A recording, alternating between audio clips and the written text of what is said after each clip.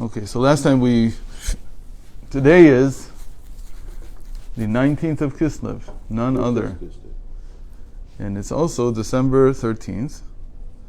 And we were learning the outside of the Magid of Mezrich, the successor of the Baal Shem Tov, and the day on which the Alter Rebbe came out of prison. And you always got to wonder who your friends are if they're all in prison, right? They've all been in prison. Yeah. And then you got to wonder if none of your friends have been in prison. It used to be like if you grew up in the 60s and your friends didn't go to prison, then there was something wrong with you. Why are you not demonstrating against something? And today it's out of fashion. I don't know why. Anyway. So we were talking about the Alter Rebbe being in prison, and this question from the aide of the minister. And yesterday we didn't really explain his state of mind. But his state of mind was, because it was a death sentence, it wasn't just that he was in prison. They really did want to execute him over the claims that had been made about what he had done, that he was supporting the Turkish government and this and that, all kinds of invented claims. But the Alter Rebbe saw it as, like what we just heard from the story yesterday, he saw it as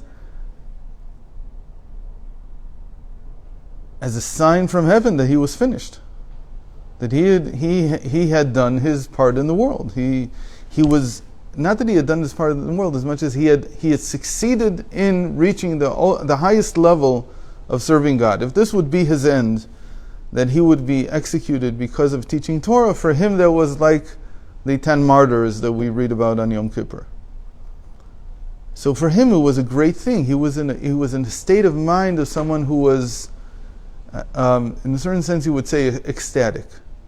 He was beyond the circumstances of the time and place he was in. Whoa. And this jarred him suddenly. He suddenly understood he was receiving a message from above. Where are you? You're not finished. Until now he was convinced this was going to end with his demise. That was it. But now suddenly he hears from the minister's aide this question about, where are you? And so this suddenly changed the selflessness. He had tremendous selflessness. He had tremendous self-sacrifice for his teaching, for his work, for everything, for dealing with people. You know that before he went into prison, there was a famous thing called the Takanos of Liadi. And the Takanos of Liadi were that so many people would come every single day to seek his advice that they had to make rules about when you were allowed to visit. So no one was allowed to visit on any other day but the designated day that he had received.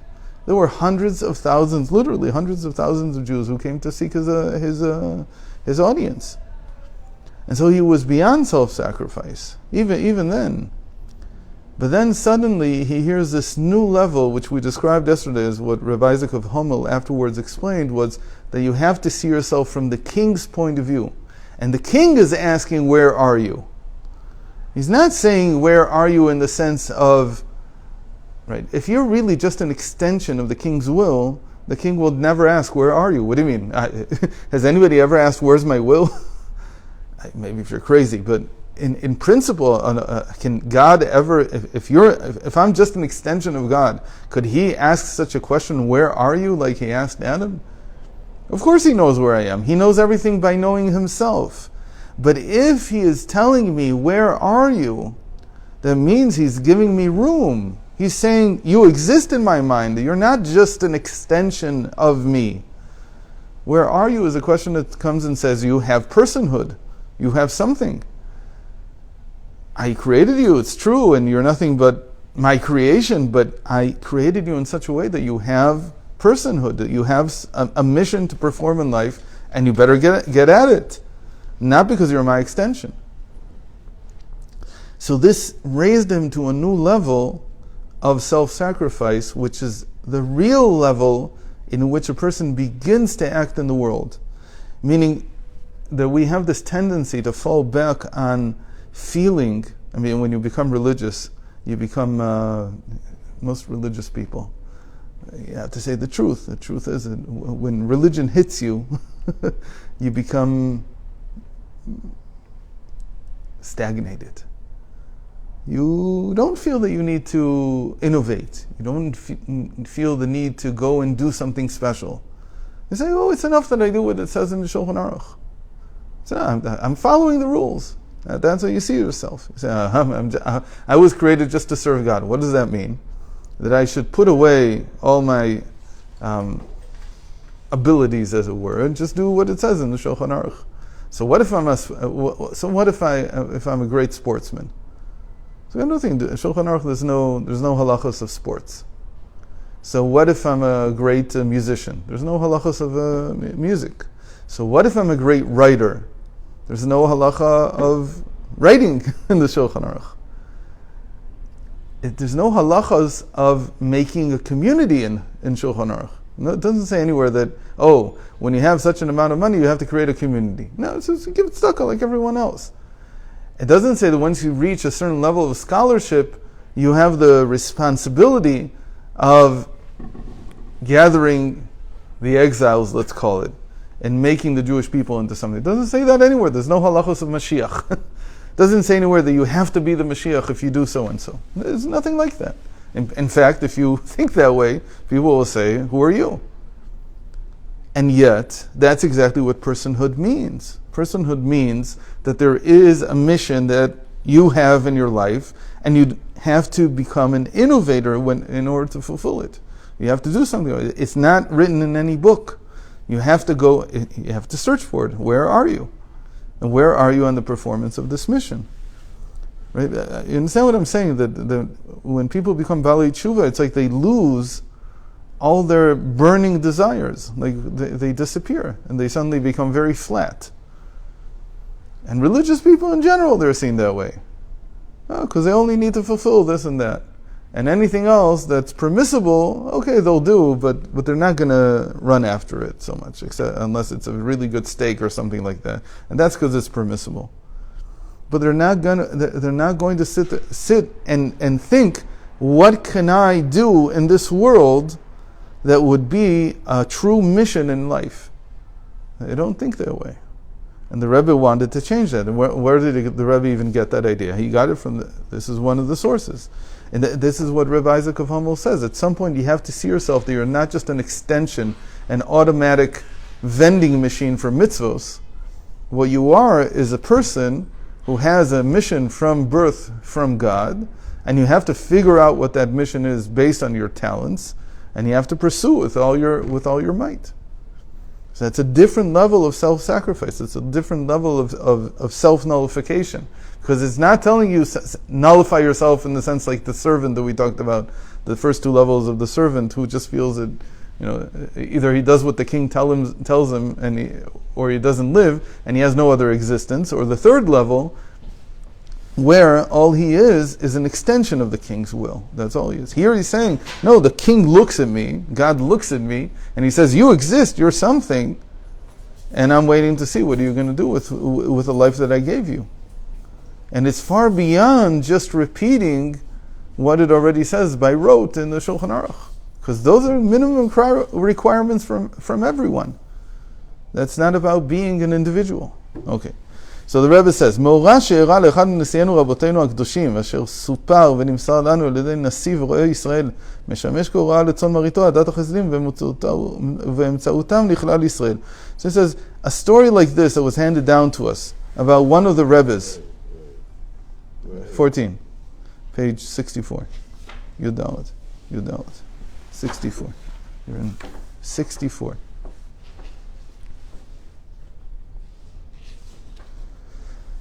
So a story like this that was handed down to us about one of the Rebbes has to serve as an example for everyone. It has a lesson for everyone. על כל יהודי לדעת כי השאלה היקה מופנית אל כל אחד פעם אחר פעם, אל הגדול שבגדולים ולקטן שבקטנים, אלא שתוכן השאלה הוא לכל אחד בהתאם למהותו. A person needs to know that this question, where are you, is being asked repeatedly of each one of us, regardless of whether we're the greatest or the smallest in the world. And the meaning of the question changes from person to person. Again, that means individual responsibility, individual missions. Each one has to figure out what his mission in life is. And to one, the demand, the question, where are you, is telling him, where are you, in the sense, why are you permitting yourself to experience the separation of the soul from the body out of your yearning for God? Who said that that's right? It's called the union mystica. Right? That you're so enthralled by godliness that it's as if your soul leaves your body. And sometimes it does, he says, as in the case of Bedugmat Hanemar Bivnei Aaron, as it happened by the sons of Aaron, that in their service of God, they died. Simple meaning there is that they brought a fire, that they brought the incense into a place where they shouldn't have brought it into. But they didn't do it because they were looking to do something, how shall I say, to break the laws. That's not what they were interested in. They did it out of rapture. They did it out of passion. This is the passion was so great that their souls left their body. It coincided with the fact that it was not permitted to do that. So maybe that was the makeh b'patish, the final straw that broke the camel's back. But it started from the fact that they were so enthralled with their service of God that they went into a place they shouldn't have gone into. So that's called klot hanefesh. That's what the Alter Rebbe felt. Klot hanefesh means that the soul yearns so strongly that it leaves the body. So God sometimes says, where are you? What are you doing? I didn't create you to lose your life this way. I created you to perform a mission in the world. If your soul leaves your body, you can't do that.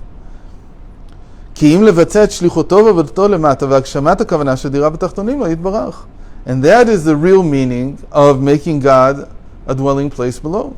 That your soul is in your body, and you're not allowed to just, even for your tremendous yearning for God, you can't do something like that. You can't allow yourself to lose your life in that way, even because it's out of such great mystical union with God. ולאחר מופנית השאלה היקה, קריאה להימנע מהתמסרות למילוי תאוות, או דומה לזה. כי אם להתחזק בלימוד התורה וקיום המצוות. And then for people like me, it's saying to us, what are you doing? Why are you following your cravings? Why are you not learning? Why are you not doing a mitzvah? Every person, the where are you is a different question. So it all depends on where you are. So if a person's on a low level, so God he's not telling him, where are you? How dare you do these averos? How dare you do these sins? That's not what he's saying. Chassidus doesn't say that that's the way that God is treating us. It's not the way that he's approaching us. It's not the nature of the relationship. The nature of the relationship is you have responsibility. What are you doing with it? It's a question of surprise. I gave you a whole life, I gave you a whole world to work in, and you're going and following some little craving that means nothing in the grand scheme of things? Because what are the sins in the end by regular people? I'm not talking about people who were able to destroy half the world. I'm talking about like regular people. What are sins but these meaningless, senseless pursuits that waste time and energy? Why are you not using the time and energy I gave you? You'll look back, and life is going to end, and you're going to look back and you're going to say, I wasted half my life on this nonsense. Who knows what I could have done with that time? So that's the question, where are you? But the Rebbe always says this. If God is churning to me and saying, where are you? He's by churning to me, he's giving me the strength to pursue something meaningful. והדרישה מהווה גם סיוע נתינת כוח ועזר לכל אחד לבצע את עבודתו להשלים את מטרת בריאתו בשמחה וטוב לבב. So this allows us, it gives us the energy to complete our mission with joy. את הקשר שבין שאלת היקה למאסרו של האדמו"ר הזקן יש למצוא בהבא להלן. The connection between the question of where are you that God addressed to Adam and he addresses to every person, and that the Alter Rebbe heard there from the minister's aid, and his incarceration, we will find in the following. מאסרו של אדמו"ר הזקן נבע כידוע מן הקטרוג שהתעורר למעלה על גילוי רזין דאורייתא תורת החסידות. So now we're going to go one level deeper into this question. The whole affair started spiritually because the Alter Rebbe was revealing the secrets of the Torah. מתוך כך שהאדמו"ר הזקן גילה ופרסם את רזי הרזים שבתורה לכל בני ישראל, על ידי הבאתם לידי התלבשות בשכל, בחוכמה, בינה ודעת של הנפש האלוקית באמצעותם, בשכל, בחוכמה, בינה ודעת של הנפש השכלית והבהמית, עד כדי כך שהם מקיפים את הגוף הגשמי כולו, כתוצאה מכך נהיה קטרוג למעלה, שהביא ליצירת הקטרוג והמאסר למטה. So as we explained last week, the Chiddush, the innovation of Chassidus, is that it creates angels or understandings that can tie the divine soul and the animal soul together. Meaning it explains the Torah in rational terms, in ways that a person can understand. Rational doesn't mean necessarily intellectual. It means also emotional. When I explain a certain mitzvah, a certain halacha, a certain passage of Talmud, a certain medrash, I don't necessarily explain it intellectually. It could be that I'm explaining it emotionally. Could be that I'm explaining it figuratively. But the mind says, yes, this is an explanation I can live with. This is something that makes sense to me. It's not just something that fell down from Sinai. It's something that actually makes sense to me as a human being in the 21st century. I understand what you're saying. That's the nature of Chassidus. That's the innovation of what the Alter Rebbe taught. In other words, when the Baal Shem Tov and the Maggid taught Chassidus, it was still like a mystical experience. It wasn't yet fully explained to the animal soul, to the intellectual soul. There were no angels yet of thought that could transfer the idea directly to the intellectual and therefore to the animal souls in such a way that they could accept it. That was the big innovation of Chassidus, of the Chassidus of the Alter Rebbe. וכן הניצחון בגאולה שבאו למטה מקורם בכך שלמעלה ניתנו הרשות והכוח והציווי לגלות רזי רזים לשכל האנושי, ועל כן באה למטה גאולת אדמו"ר הזקן ותורת החסידות. So this needed a stamp of approval from above. It's a very interesting thing. We think that you can just innovate whatever you want, but it's not true. When you have an innovation of this nature, that something is so great, there has to come a stamp of approval from above, and that's what the Alter Rebbe was waiting to see also. So the whole incarceration, everything that he was sent to prison and he was facing an execution, all this was because it was on trial above. Is this method that he wants to teach, where the intellectual soul will fully understand what the Torah is saying, and thereby the animal soul will get on board, like we explained last week, Jacob will go together with Esau representing the animal soul. Is that permitted now? Are we at the stage where they can come together? Are we at the stage where you can unify these two? כיצד ייתכן עונם להעביר רזי הרזים שמטבעם מביאים לדרגת כלות הנפש ובדרך מציאות עצמית לידי התיישבות על ידי הלבשתם בשכל האנושי? And the big thing here is that you have opposites, because the level of the explanation that of the Torah that the Alter Rebbe is addressing is the level that causes in people like him, and if we would be able to understand it, people like us, a feeling of the soul departing the body. It's such a great level of divine revelation that it causes the soul to depart from the body. But now he's saying, this level of divine understanding, I'm now going to explain intellectually to the point where the animal soul can understand it. So those are opposites. For something like that to happen, you have to go beyond the opposites, beyond the paradoxes. You have to go directly to God, as it were. How can it possibly be? דבר זה אפשר על כך שהאדמו"ר זקן קלט במעמדו של כלות הנפש את קריאת היקרא. And it says the stamp of approval. How did the Alter Rebbe, like when the Alter Rebbe now thought about this, what did this actually mean? The minister's aide asking me, where am I? God is now entrusting me with a mission. That's what he understood. It's a sign from above that I've been given the go-ahead to combine these two opposites. Meaning, what caused me to feel that I can depart this world without any problem, because of my divine passion, or my passion for the divine dimension of the world. And on the other hand, where are you that I have a mission here below that is understood to the mind. And who's asking him? A non-Jew who is obviously very intellectual, he's very learned, and so he represents here the intellectual soul. So the intellectual soul is telling the Alter Rebbe, what can you teach me about your divine passion that I can understand here below? And he says, Rashi I know. Rashi, what does Rashi say? Rashi says, Nichnasim o bidvarim. He says, he started the conversation with him. It's a conversation starter. He says that, I don't understand. God starting a conversation. What in the world does that mean? That's divine soul. I don't understand what that means. Now you tell me what it means so that my intellect can understand it, so that my animal soul can understand it. That's what the minister's aide was asking him for. So the Alter Rebbe could give an answer. That was a sign that these two things are now being connected. Jacob and Esau, the divine soul and the animal soul, connected together. That is the essence of the 19th of Kislev. That's why we call it the Rosh Hashanah of Chassidus. It's a day on which I can explain. The Alter Rebbe was given permission, it was given a stamp of approval from above for this new project in Torah, this new project in the world, that we will now begin to explain the secrets of the Torah in such a way, even the secrets, not the revealed dimension. The revealed dimension was always understood intellectually. The secrets of the Torah, the Zohar, the Kabbalah, all that can be understood in a way that every single human being can understand it. And that was now given a stamp of approval for connecting these two opposites. And that's when he asked the question, have you, the Alter Rebbe, fulfilled your mission in the world in making God a dwelling place below?